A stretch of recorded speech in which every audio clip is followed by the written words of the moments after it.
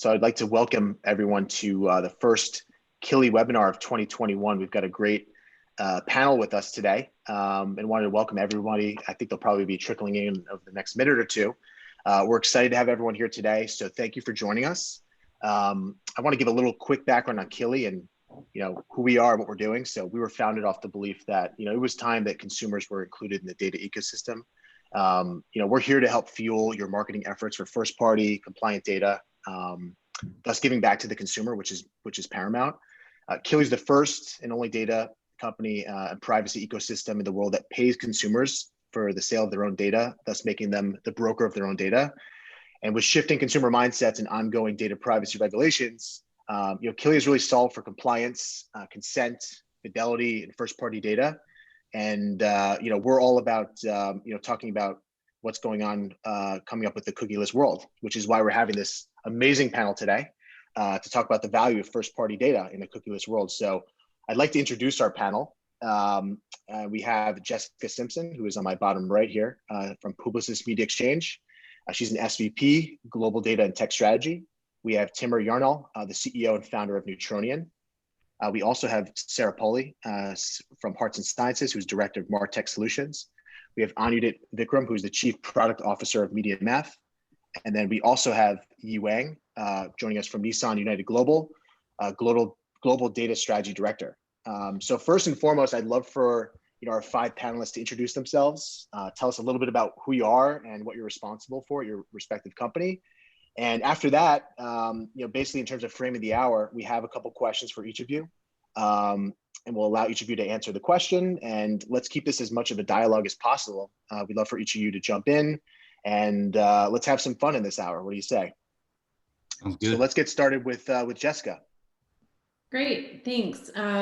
Thanks everyone for joining. So I'm the SVP, actually my title has changed slightly. So Verified Tech and Identity, and we sit in the center of Publicis, rolling into Helen Lin, who now is the Global Chief Digital Officer. And our goal is to develop marketplace intelligence around all of the different technologies in the ecosystem, and then use that to actually help consult with clients on the new normal when cookies and device IDs go away. So we have an org called the Identity Consulting Org under PMX Consulting that very specifically works with all of our top marquee clients across the globe to lean in and help them figure out what the strategy, both data and tech-wise, is in the new normal under some of these new privacy laws that are taking place. So I'm glad to be here. Excellent, thank you. Yi, how about yourself? Hi, my name is Yi. I am on the Nissan United Global team. I specialize in first-party data strategy and also ad tech advancement for the global markets. I work very closely with the European and US market, the more advanced region, and helping them track the progression and how they're moving forward and everything that's the ad tech related. Excellent, thanks for joining. Sarah, how about yourself? Hi, everybody. I'm Sarah Poli. As Jesse said, I'm from Hearts and Science, and my job is to make sure I understand everything that's going on in this industry and what's happening, when it's happening, how it's happening, and distilling that down for our clients so that we can continue to use their data and their tech to the best ability. Excellent, thanks. Timur.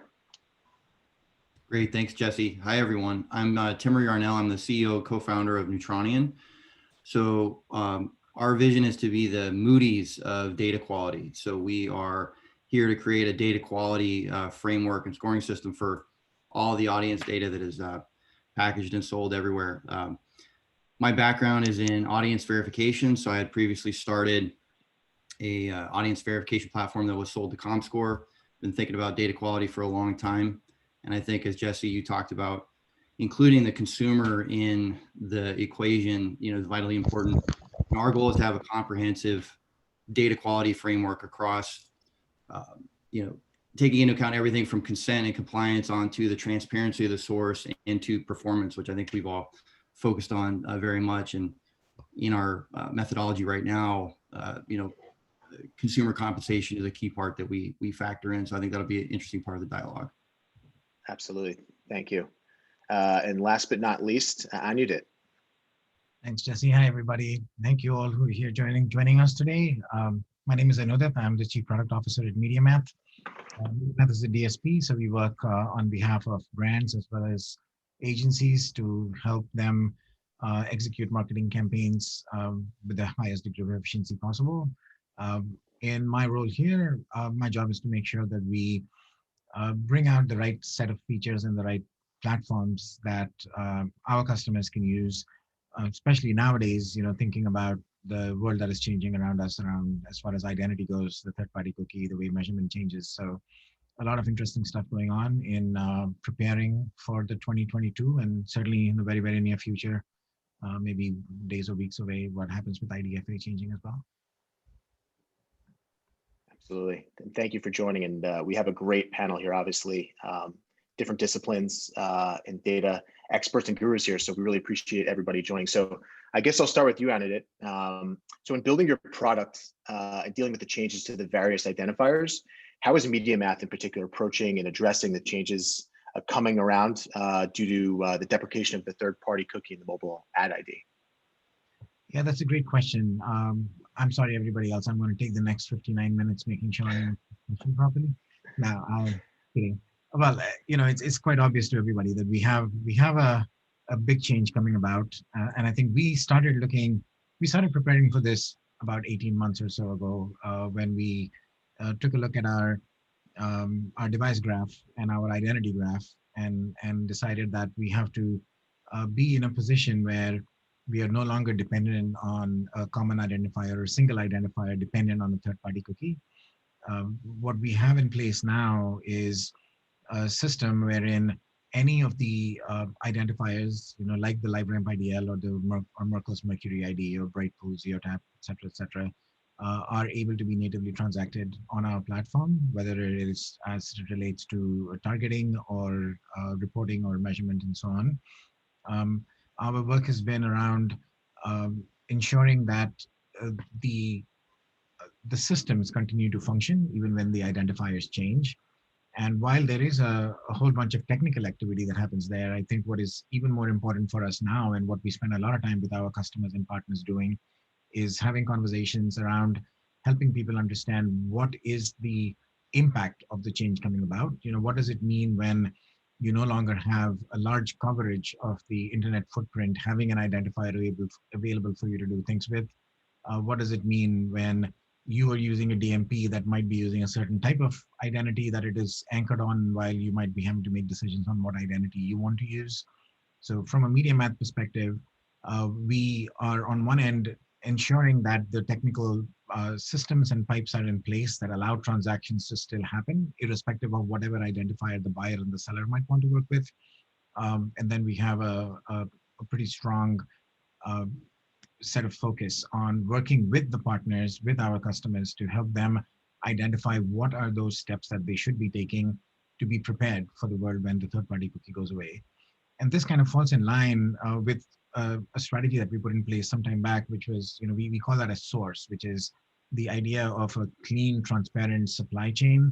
And as we know, in the past in our industry, we've been in a situation where there has been this open question on what is the value of the data that's being used. How do we actually know whether the buyer and the seller are getting the maximum efficacy of the actual campaign, ROAS, and so on.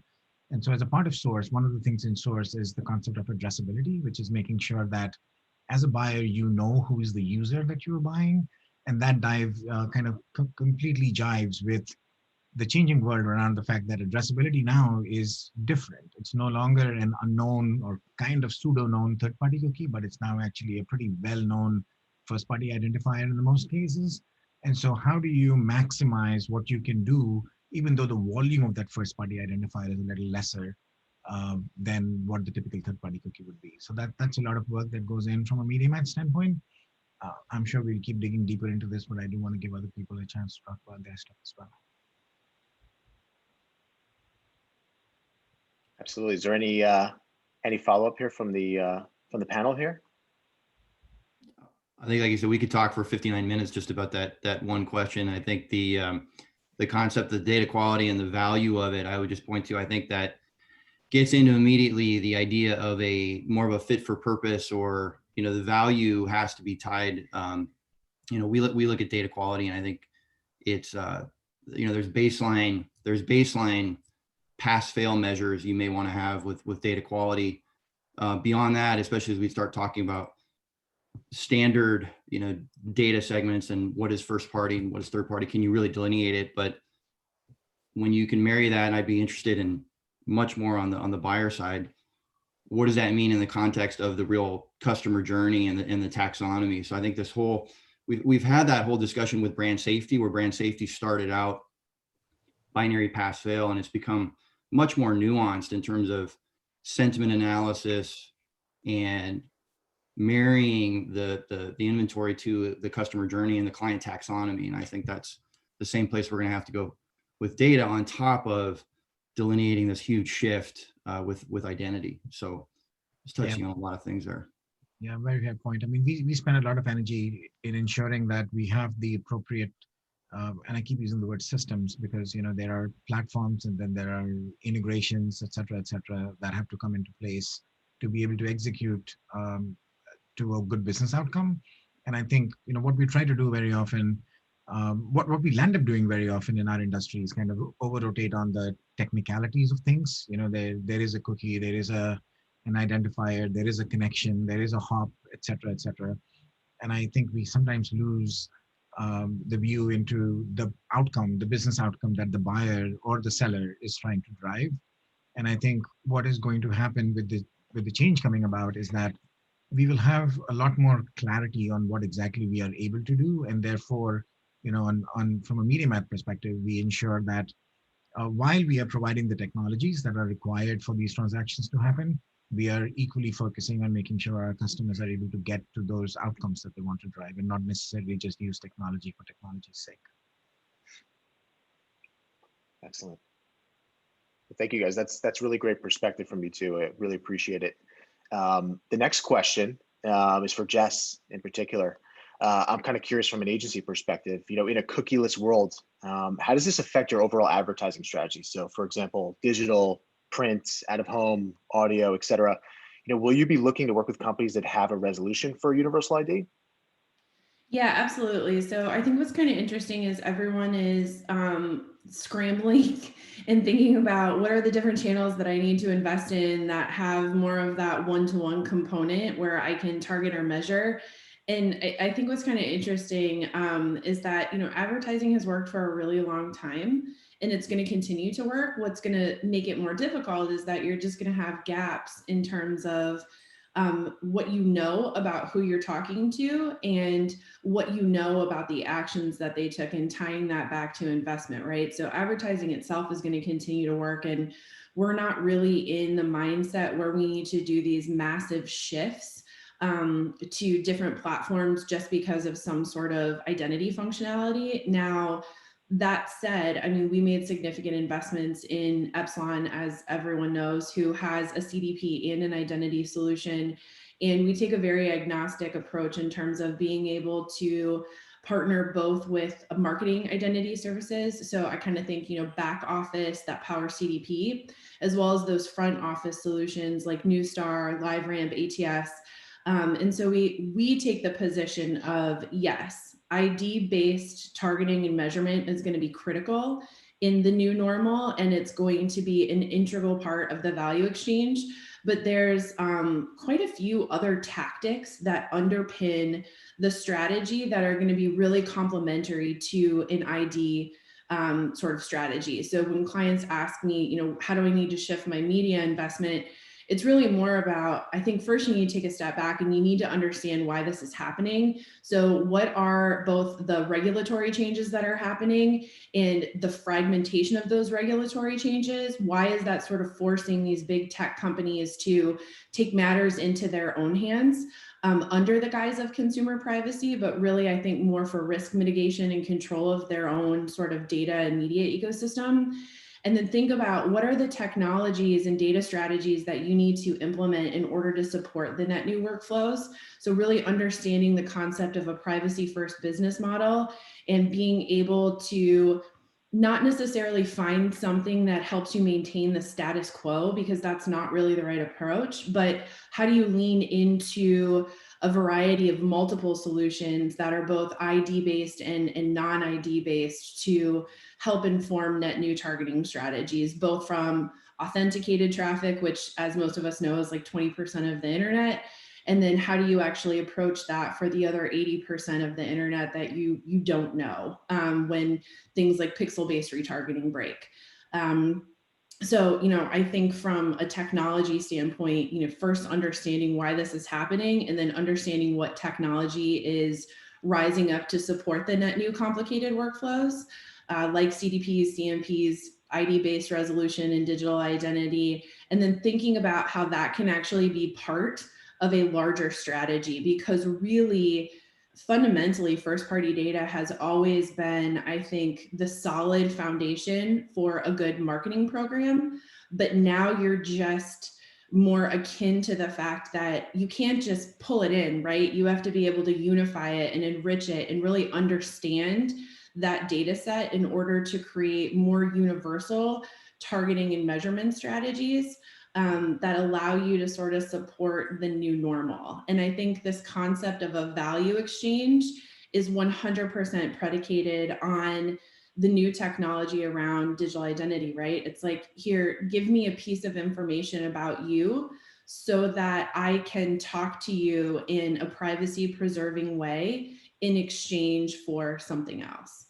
And I think, the PRAMs and the IBs and the W3Cs of the world, they're really doing their best to try to build these net new addressable media identifiers with the premise of transparency and accessibility, but really interoperability. And I think that's where the industry is stuck right now. We've seen some really good proposals, but just because you have first-party data doesn't mean that you're safe. And just because you have a really good digital identity proposal, like a Microsoft or a Trade Desk, it doesn't mean that solves for everything either. So the entire ecosystem has to kind of get on board with this concept of interoperability, including the browsers and the walled gardens, or it doesn't work, right? So that's kind of our perspective. It's not just siloing it to lean into a digital identity, it's going to fix everything. That is a part of a larger solution for us. And it's definitely an opportunity to test into more emerging types of media. So CTV, OTV, some of the digital out-of-home platforms, but you're still going to kind of run into the same challenges because you're not going to be able to tie that back to an individual without those consent mechanisms and technologies in place. Yeah, that's great perspective. I'm kind of curious, Sarah, from your holding company, what your perspective is. We've heard it from Publicis. Kind of curious from OMG perspective. Yeah, very similar thought track. I think it's really important that we tell our clients there's not going to be a silver bullet solution. We're all in this boat literally together, figuring it out, from the small publishers all the way up to Google and Facebook. They aren't privy to what the future looks like. They too have to figure it out as it's being rolled out. We're seeing that right now with iOS 14, and we're seeing it, excuse me, with the potential lack of communication just within Google with the new protocols for Chrome, and then the marketing platform side. So there's no silver bullet solution, and we're going to have to use multiple. Like Jessica said, it's fragmented again. Does everything become mini walled gardens? Do the high-end publishers with solid first-party data and their contextual targeting, or do they become like mini walled gardens? And then now we just went into, duplicate that onto how many more, and you can have hundreds of different little things everywhere. And then trying to tie that all back together just gets more and more complicated. Yeah, absolutely. And I'm kind of curious from a global perspective, seeing that you work at Nissan, how this affects you and your business from a global perspective. Yeah, from a global perspective, echoing what has been said from Jess, this is something that we're delving into, and especially on my end when I'm more like hands-on with the global regional leads. I think taking a step back, even before we delve into the technologies and the partners that we're working with, from the agency perspective, we work very closely with the brands and number one, we have to work with them to identify what sort of first-party data that they have access to begin with, right? As we are moving into this cookieless world, right? So in terms of first-party data, they're really highly relevant, they're accurate, cost-effective. So for the clients that I've worked with, there are clients that are a lot more advanced in terms of how they're controlling what sort of data that they have that they're collecting overall. But then you also have clients who need a little bit of assistance in helping them ramp up in terms of access to it. So on the global scale, what we've been really focusing on for this particular brand is just really pinpointing where they do have access and where the gaps are and filling that in for them. And that's the starting point for us. Great perspective. Appreciate it. And you did, Timur, any follow-up? Sure. I mean, where to start on that? I think it's first of all, I think the challenge that we face, I've always said, MarTech and AdTech, we have challenges, and there's sometimes mixed consumer perception about what we do. And I think in recent years, it's gotten worse, it's fair to say. In many cases with that. And maybe that's because people are becoming just more aware of the value of their data and also just the sensitivity to the power of it. So all in all, it's a good thing. And ultimately, I say that I really enjoy working in MarTech because we get these massive challenges coming at us. And, we get like this panel, I mean, there's just amazing thoughts going on here. And like, there's no doubt that these issues will be solved. And it's great, to see John very, very vibrant in that way. I think what's key for all of us as we look at data, and a key part of Neutronian's ethos, I should say, because as I mentioned before, bot detection, brand safety, viewability, when we look at data quality, in some sense, I think on purpose or not, all of those discussions became a bit of a negative for the ecosystem. I mean, every marketer on this panel has heard so much now about brand safety issues and bot issues, right? I mean, we've heard so much about that. So a key part of Neutronian is that ethos. And I think generally in the ecosystem, we've had enough of that. So as we are talking about data and first party data, I think it's vital. I think both Jess and Sarah said that we come together, we're all on this boat together, but it's also to focus on using it for the good, so the key part of Neutronian's ethos is that we want to highlight the good actors in the ecosystem, folks who are using data in a positive and ethical manner. And so we only announce companies that have passed our certification, for example. But the key part here is that we have this opportunity now to treat first party data in a very, positive, good way. And I think as we get into, Achilles value prop, the compensation piece has to be a dialogue around that. And there's a whole body of work around what is consumer compensation that I think we can all talk about, because, the worst type of compensation is, a tag or a browser toolbar on your browser, because you're getting data harvested without knowing it. The other piece is just access to the site or to the app. That's very, very positive, all the way through to, there are companies like Kili, other players out there like Ibotta that actually give compensation on almost a data by data basis. Now that may not work in every case, but I think we need to talk about what does that mean and how does that affect both the consumer perception of what we're doing as an ecosystem, and then ultimately what can we do as we talk to regulators here. Here's the outreach to the body. And I think that entire outreach to consumers is an important factor that government and regulators will take into account, because ultimately that's their voting body, right? And I think we have to be aware of that. So to actually touch on that, I think so you keyed into one aspect of the value exchange, which is monetary compensation. But I think what we forget about is that consumers want a personalized internet experience. They generally want an open internet experience, and they generally want to be able to consume their content without the rise of paywalls. So the concept of decentralized identity and being able to build out a digital wallet and give pieces of your identity in exchange for some sort of monetary compensation, fantastic, and should be part of the strategy. But I think we're devaluing, from the publisher standpoint, the value of the content and the experience that they're providing. and what's going to have to happen if they have to put up all of these paywalls because there isn't the acceptance of an interoperable privacy safe ID. And so I think there's two components of it, right? And I think you nailed it in that consumers, I mean, there was a study done by Sapient and Google, and it was like 80% of the consumers want a personalized internet experience, but they have no idea what that means. They have no idea how their data is being used. And you get a couple bad actors that sort of surface to the top in terms of the news reports. And then all of a sudden everyone's in panic mode and they're like, what the hell, who's using my data? I mean, my mom is like a perfect case of this. And I'm like, nobody's using your data. Nobody knows who you are. Nobody cares who you are. Like, we just want to be able to provide you with a relevant experience so that you can enjoy interacting with the brands that you've come to know and love, whether that's on the publisher or the marketing side. And so I do think the concept of a value exchange is more than just the monetary compensation. And it really, really needs to be like, it is Pram's responsibility and GARM and, you know, W3C and ANA to really start dialing in on consumer education, because that is a fundamental piece that is missing in this puzzle. They just don't understand. And it's our job to educate them through the industry bodies that support us, right? And so we really need to press on them for that, in my opinion, just to kind of to temper what you were saying a little bit. I definitely agree with Jess. I've always felt that we needed more education than regulation.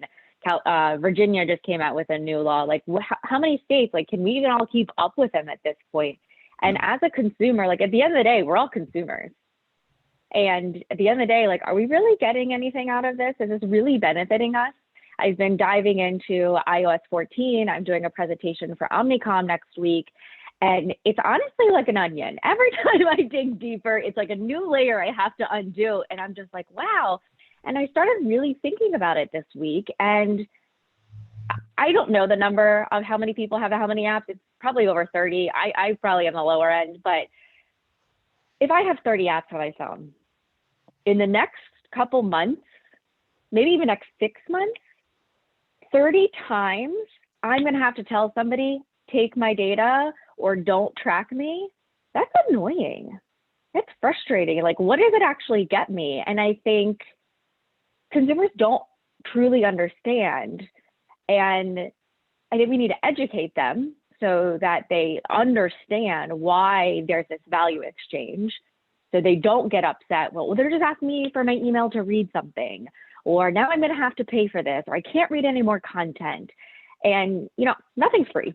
Nothing is free. And that value exchange isn't apparent to them. And so the internet is just free for them. But also, I think we need to honor how everyone consents to their data.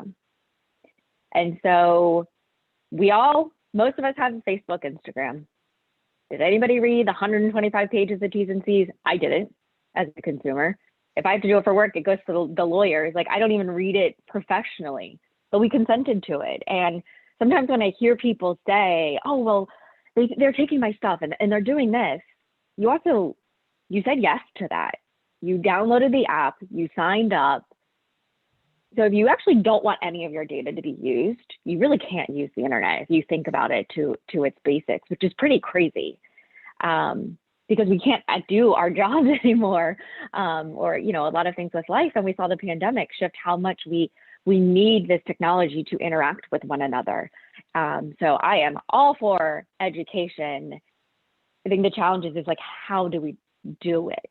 Because it is so complicated. And I don't think it's helped that there's been some of those documentaries on Netflix where it's very fear-driven. I forget the last one they just released, but I just stopped watching it because I was like, this isn't actually how it really works. They're just trying to drive fear into consumers, which just fuels the fire and makes it even more complicated. And we're just in this like wheelhouse of going back and forth. Yeah, I actually had to turn that off after about 45 minutes. I was scared I was going to have some nightmares at night after watching that. So actually, we got a great question actually from someone in the audience that talks to this question that we're speaking to here. So, how is this education any different than propaganda for the data exploitation economy? Well, I'll handle that. I mean, I think it had, Go jump ahead. in if I shouldn't, but I think that that's part of our ethos too, is I think we have had issues of data exploitation, and that's where we have to focus on transparency. And so there were cases of, again, if you're downloading an app that you say is a security app and you find out that app is selling data, and what does de-identified data mean? That's where the education piece has to really come in. And I think, the Netflix documentary, Social Dilemma, I believe, right, it's called, we have to also recognize, I mean, the ethos, in Silicon Valley, is a lot, Andy Grove, the former CEO of Intel, famous quote, only the paranoid survive. So you've got a culture of paranoia and secrecy that is built in. And I think the transparency, can we do that? Now, credit scores didn't exist really until the 1980s, right? So you could say the financial industry was based on exploitation and lending. And so can we make that same shift? And now there's much greater understanding of credit scores and what goes into lending. And we still have to work with the Fair Lending Act every day, right? And if any of the marketers here, I'm sure you probably have to look at, if you're automotive, if you're offering credit, is it fair lending compliant? And we have these terrible stories of Capital One, I think, put out ads. It turned out that Capital One's algorithms, top female executives were getting, disallowed from getting credit cards, whereas if you were a guy, it was no problem. I mean, just like dumb stuff, right? Just silly, stupid things, and that ethical use of data. So if we don't take this step and build a positive framework, yeah, it is data exploitation. If we can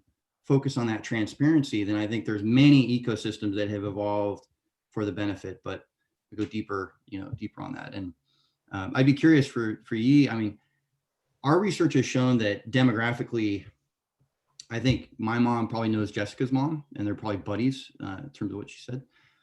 But I think the oldest generation could be like data paranoid. I think millennials oftentimes are very profligate with their data. What we're seeing is that Gen Z is quite thoughtful in relative cases, and actually is open to be entrepreneurial. And I don't know, Yi, if you're seeing that, or Sarah or Jessica, from the marketer side.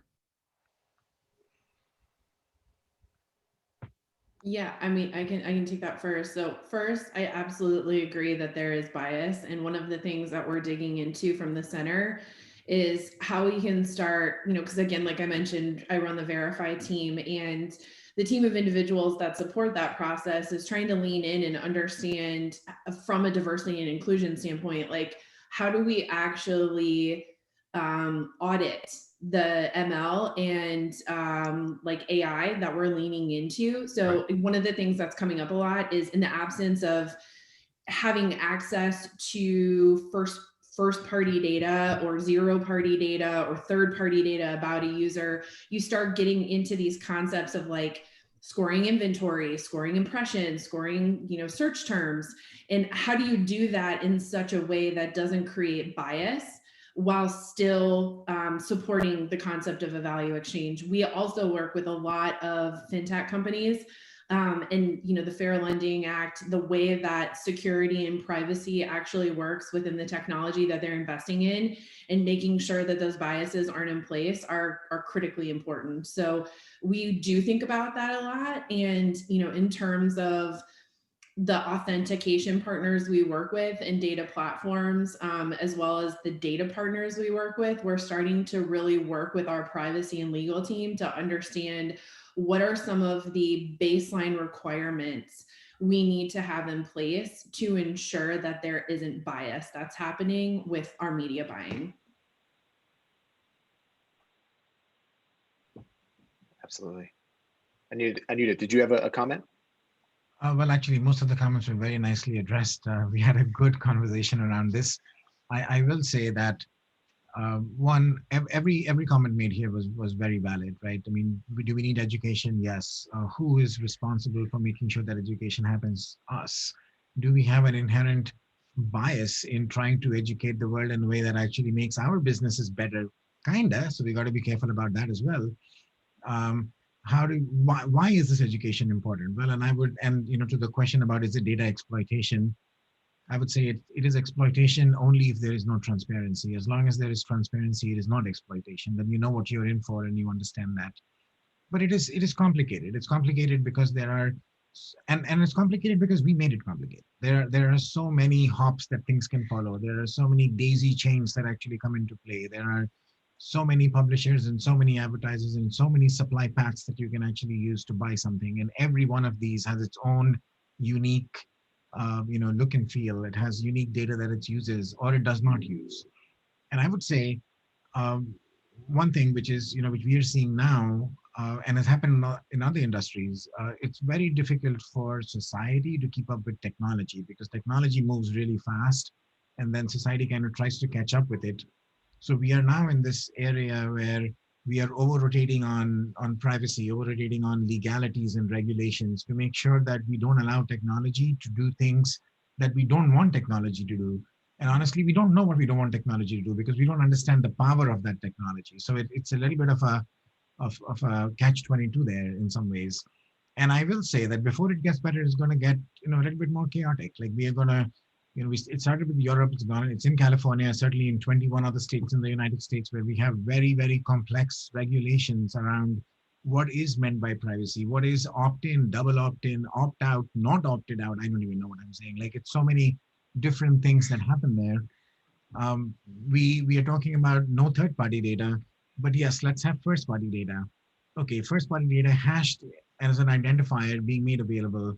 But then somebody says, well, actually, if you have enough first-party hashed identifiers created into enough number of different segments, you can use artificial intelligence and technology to identify that user, even though you don't know enough about that user.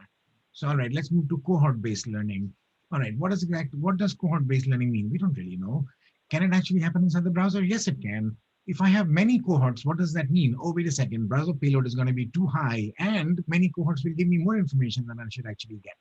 So I know, long diatribe, but basically what I'm saying is that we have to work through this as an industry. We have to accept that we might get to a point for a short period of time where the fragmentation in the space will force us to do things differently than what we have done in the past. I honestly believe the biggest plus that might come out of it is that we will have a lot more clarity in what really works, because in this past we were making up our mind on what third-party data actually meant. Now first-party data, we will know what it means. So we will have clarity on what actually works. And second, this is an opportunity for us as an industry to actually change our business models. Understand that we built a whole business around the concept of the fact that somebody actually printed an ad on a piece of paper in a magazine, and we said, 5,000 people read this magazine, therefore my ad is being seen by 5,000 people. We translated that into CPM. We translated brand safety from tear sheets. We actually would take snapshots of websites and send that over to people. And this whole industry, in some ways, is modeled off of a basis that is not actually the right basis for the industry at all. And this may be an opportunity for us to change that. What exactly that change is going to be, I don't know. But is that change required? Absolutely. I couldn't have said it better. I think you are absolutely right. And I think most people in the industry agree. While this is a huge shakeup and we're literally going into a new age, not only in society, but I think also in technology. But we need it. We've been running everything on cookies since 1996. It's 2021. We're supposed to be like flying cars now. So it's a little archaic, and as much as it's going to be challenging, I agree. I think the next few years are going to be a little rough. I think advertising won't be as effective because we've lost some measurability and trackability, and it won't be as personalized, and consumers might get confused. And so there will be a lot of different things we have to sort through. But I too hope that we actually make it better for all of us, and we make it easier. I agree. We make it very complicated with all of our terms and this and that. I think it's great change. There's great opportunities come with great change, and we're here to do it. Timur, like you, I find it very exciting to be in it, even if some days you are just like, what is going on? Yeah, I hear you. I mean, at the risk of making this even more fuzzy wuzzy complicated. It's not the day is already here when we are not necessarily consuming content in the ways that we've done in the past. Right now, my Alexa actually consumes more content for me, or I consume content via Alexa than I actually do on a laptop for sure. My iPad and my mobile device a lot more. The day is not far off when my refrigerator will decide that I actually don't have enough groceries, and it'll tell my Alexa to order it for me, and it'll just happen. So P&G might want to actually advertise to my Alexa, not to me, right? They might want to advertise to my refrigerator, not to me, because they're making decisions for me now. What does that mean when it comes to access to data? What is that data anymore? Like wearables, we already have wearables. People know so much about things because of the fact that you're pretty much measuring everything now. You're collecting data on everything. So will that education be more important? Absolutely. And Jesse, from a kiddie perspective, I think we kind of cracked the code on microeconomics a few years ago, especially in the developing world, where we allowed people to take loans as little as like 30 cents and 50 cents. And you actually had a whole business model that got created instead of requiring you to have at least $1,000 or $5,000 that you wanted to loan to somebody. And that's exactly what's going to happen around data, the value of data as well, or at least control over data. I don't think we have all the technical controls in place to allow that business model to flourish yet. But I think that's the path that we're going down. Yeah, absolutely. And Sarah, just going right back to you really quick, talking about the education factor here. Is the agency becoming the steward of privacy? Are you guys educating the clients and keeping them informed? And how does this impact the operation of your business? Yeah, I think we have become a steward of privacy and data collection in a way. I've helped build out a Tiger team at Hearts. We've built out a microsite for internal teams to really empower everybody at every level, from an assistant strategist to the managing directors, to be able to speak about this and have smart conversations with the clients. Because as we all know, we're in it day to day, but not everyone through the agency is in it day to day. And there are just so many changes and updates. And so we're doubling down on figuring out how can we build templates for our media teams to fill out to kind of know what the impact is, to start building out the testing strategies. Because starting next quarter, we'll be able to start testing some of this future stuff. Google saying Slack will be, testable. There's still a lot of unknowns, like, well, who can test it? Like, what talent is needed in order to use that technology? Unified ID 2.0 should start to roll out. So what does that look like? You can test LiveRamp's ATS right now. I think 2021 will be a lot of test and learn to see, while we still have the cookies, how can we see what is somewhat of parity? But I think it's continual conversations as well. It's a challenge to keep, I think it's on the radar of CMOs, CEOs, like they know that these things are happening, but they also have so much other stuff going on. And with cookies and having that 2-year runway, I think sometimes folks think, well, we have time, we'll figure it out. But it's so impactful because that's what the whole industry has been built off of, that we needed that 2-year runway. Where Apple takes the opposite approach, and sometimes I guess it's a little nice because they just rip off the Band-Aid and we just have to figure it out. But I think it has been a challenge, making sure that this is a true priority. Because of all the grayness and the unknownness, it's hard to tie it to like business impact numbers. Like I can't walk into a meeting all the time and be like, you're going to lose $7 million in revenue when iOS 14 goes out, because it's so new. To Anit's point, technology is so far in front of us that we haven't caught up yet, and it's really hard to estimate. So it's continual conversations, open and transparent conversations with our clients to try to prepare them as much as we possibly can. Yeah, absolutely. There's a lot of challenges and question marks in the future, but that's why we're all here to answer those questions. Timur, I have a question for you. As someone that's works at a firm that audits data, how are the changes to privacy and consent impacting the future of the industry in particular? With more people wanting to be sure that their data that they're ingesting is good for the brand. Curious what your perspective is there. And also for companies that don't have your level of expertise, how do they evaluate data? Yeah, sure. We've published our methodology. So that's one of our core, ethos is transparency as to our methodology, at least at the first level we have. But so for us, building out a data quality framework is, I think it's important. It's a good business opportunity for us, but we all think it's very good for the ecosystem. That's a core part of our ethos again. I think the shifts today, as the world, all of us on this call are, the whole topic of this is first party data in a cookieless world. So the first question is, what is first party data? How do you even know it's first party data? So as we launched, we knew we would, but we ran right into the first brick wall, is that most data providers won't tell you their sources, right? So one of the core things that we have to fill as an auditor is to be that safe harbor that a data provider can tell us their sources and know that we're not going to reveal it to anyone, but that we're going to verify to the buyer that they are doing what they say they are doing. And we all know that that's kind of been an unsaid thing for a long time. So as we have announced our certified partners, these are some of the first that have taken the step of disclosing their full source list. And I think that's a key part of privacy, is that transparency, because we've all heard the jokes at conferences. I might be buying my own data, right? Like, how many players out there are buying data, repackaging it, and then selling it back to you? We don't even know. So getting, the first step, I think, is to get to the minerals in the ground. And then beyond that, as we affect the idea of a framework is so important in a first party world, because there are gradations of first party data. All first party data is not created equal. Most of the time, the data that I give to a retail outlet is not going to be my real data, right? I have a whole other identity on my phone.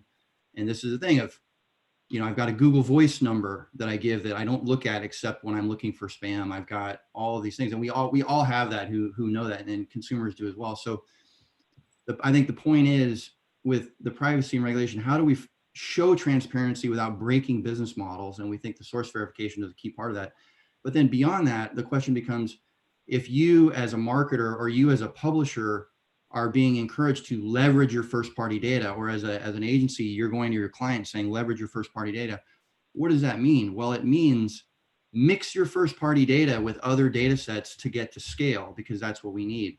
And the entire point here is, if you don't have a framework, a common language that we can speak as to what is quality, what are you mixing your data with? Because we all know that the kind of 101 type operation is to take a very strong, very high quality, smaller data sample, which we all refer to as a seed set, and then project it out into a pool of something. It could be high quality, it could be low quality.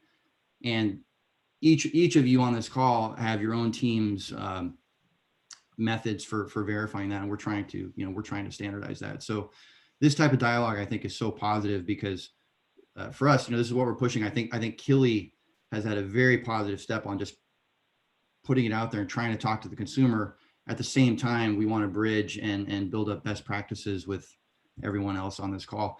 I am very curious to hear, Yi's point on, you specialize in first party data.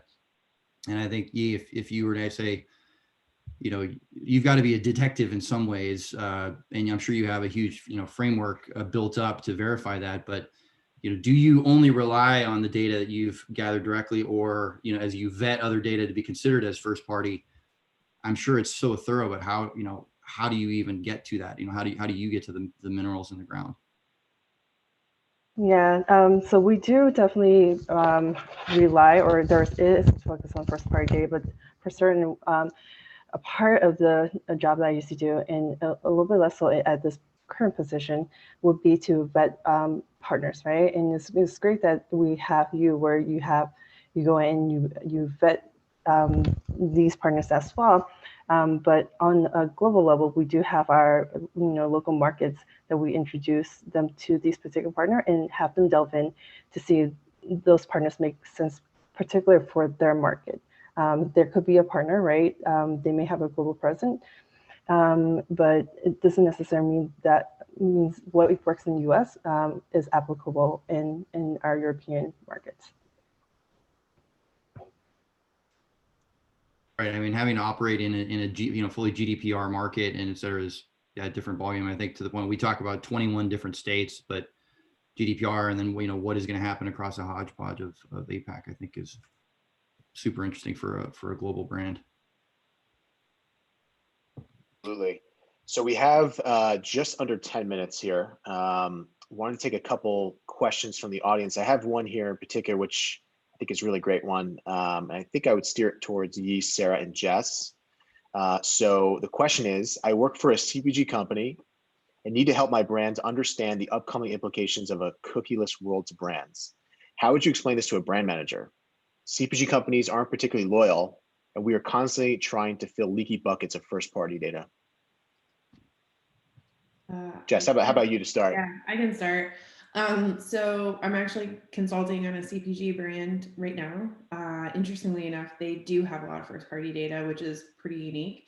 But this is kind of where we lean into second party data, right? So when you think about what are the technologies that are surfacing outside, that's why I kind of say, like, just because you have first party data, you're not safe. You need a bunch of other stuff in order to make this work. And so I think the concept of publisher first party data, i.e. second party data, that can be executed through privacy sandbox frameworks or through, privacy preserving clean room environments is really critical. And what we've started to build out under Verified and then under a woman named Amy in our org is this concept of a commerce practice.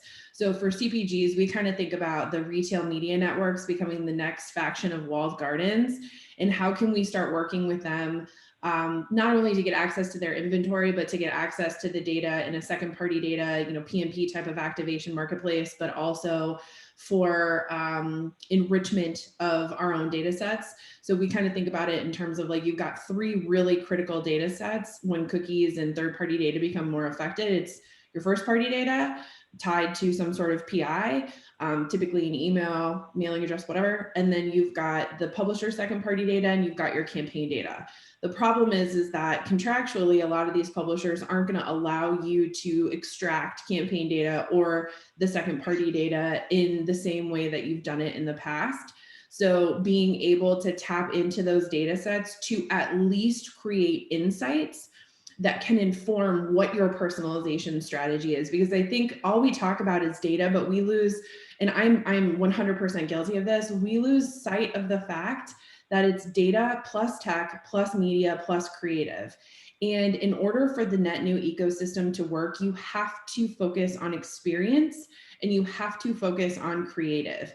And there's more ways to get at dynamic creative and site-side personalization than just pulling a bunch of third-party attributes on a first-party data set. And I think if you can tap into that and use those insights in a cookieless environment to actually get a derivative of insights for a CPG brand, you can start building out really cool creative that helps you get net new, first party data, right? Give me your email and then I'll give you 15% off mac and cheese because I know you got a couple kids in the house and all they eat is mac and cheese, right? So I think it's being able to kind of lean into that and get creative. I probably have 3 CMO conversations a week and constantly it's like, well, okay, so if like a partner pixel doesn't work, like if Facebook and Google pixels don't work anymore to build custom audiences when third-party cookies go away, we'll just use our DMP. And it's like, no, that's going to go away too. So I think you kind of have to like reframe it for them and say, how do you use the data that you do have access to create those insights, to build your audience briefs, to build your media and creative strategy? Because leaning into some of the endemics and news sites are going to be just as important as being able to sort of procure your own first party data as well. So that's kind of how we're thinking about it for CPGs. But I would say when a CPG asks me what's the one thing I should invest in outside of technology, it's good data science, because it's gonna go a long way for you. So I know, Sarah, if you have other thoughts on that. Yeah, to add on to that, is contextual king again? Maybe contextual with not, it's not the contextual we used to know. And because I think there's a lot more signals that can power the contextual data. And I think it'll be really interesting for all brands. Jess has a great point. Just because you sit on a mound of first party data doesn't necessarily mean it's good. Have you vetted that data? Timur was talking about that, like, what is the value of that data? We've been so like, just get all the data and collect all this data. And then we have so much, we're like, wait, we don't actually know how to use this. And so how has contextual evolved is something that we're also looking at across the board for our clients. And what are other signals out there? that aren't reliant on any of this stuff that we can start to use. So we have a data science team internally that is starting to explore attention signals. How can we use attention signals to be a part of that? I love that equation Jess just said, data, tech, media, creative. Like, how do you use attention signals to be a part of that? Because it's not just, oh, use my first party data, turn it on, and you know, I'll get all the conversions I need. Excellent. Well, but I actually haven't thought about that yet. So you just gave me an idea, Sarah. You're welcome. Sharing is caring. There we go.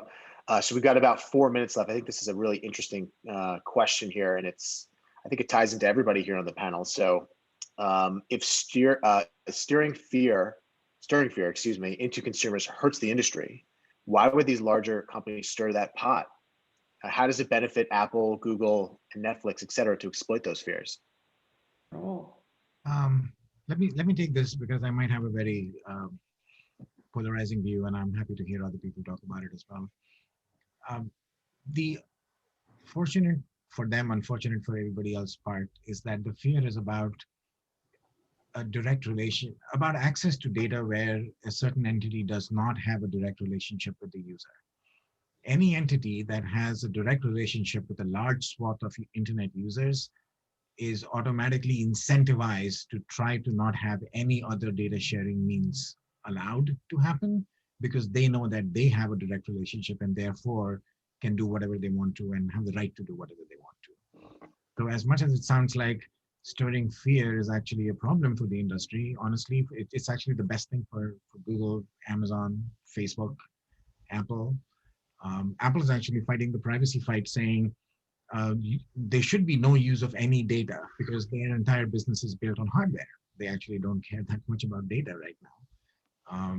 But you know, there are different angles to look at. So I don't think that stirring fear is in the benefit of the industry at all. I do agree that the not fully educated customer has a propensity to be fearful because you are obviously a human psyche tends to be fearful of something they don't understand. And that's why the education becomes more important for us.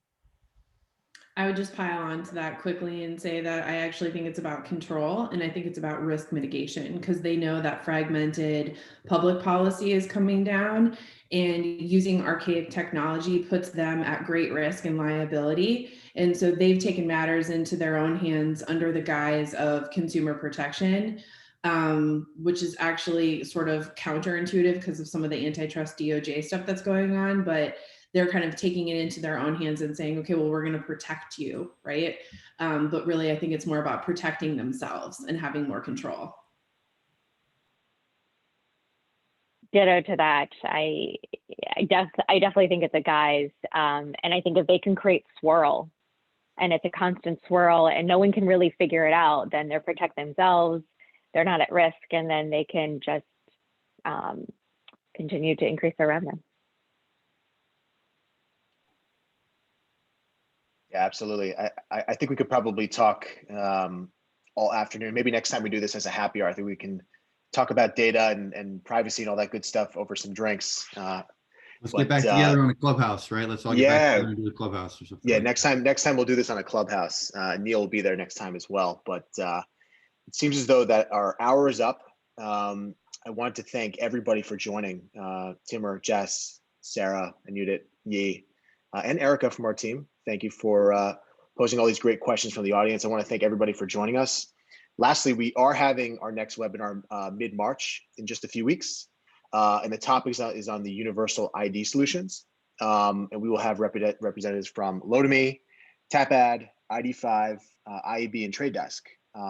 So we encourage everyone to come back and join us on that. Invites will be going out soon.